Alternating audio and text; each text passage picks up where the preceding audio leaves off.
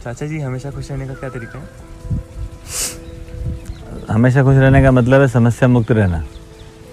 और आखिर में समस्या क्या है? तुम बताओ, तुम्हारी ज़िंदगी में क्या समस्या है? कुछ समझ में नहीं आता मेरे को, तो समस्या क्या है वही ना। और करना क्या ये भी समझ में नहीं आता कहीं। तो समझ की कमी ही समस्या है। उसका मतलब ये है कि कुल मिलाकर एक मानव को जीना क्यों है और जीना कैसे है, ये समझना ही समझना है। अगर ये समझना नहीं हो पाए एक उम्र के बाद, तो ये सब समस्या बन जाता है। आप बच्चे को देखोगे तो उसको हमेशा आशा रहती है, वो कोई समस्या में रहता नहीं है। क्या आशा रहती है, इसको अगर हम समझ जाएं तो ये आशा रहती है कि वो एक दिन, एक उम्र के बाद वो ये सब चीज़ें समझ जाएगा, आखिर ज़िंदगी क्या है, कैसे जीना है और क्या है जीना। तो ये उसकी आशा के साथ वो हमेशा खुशी रहता है। उम्र बढ़ने और उत्तर न मिलने से आशाएं निराशाओं में बदलती रहती हैं, बस यही दुख है। तो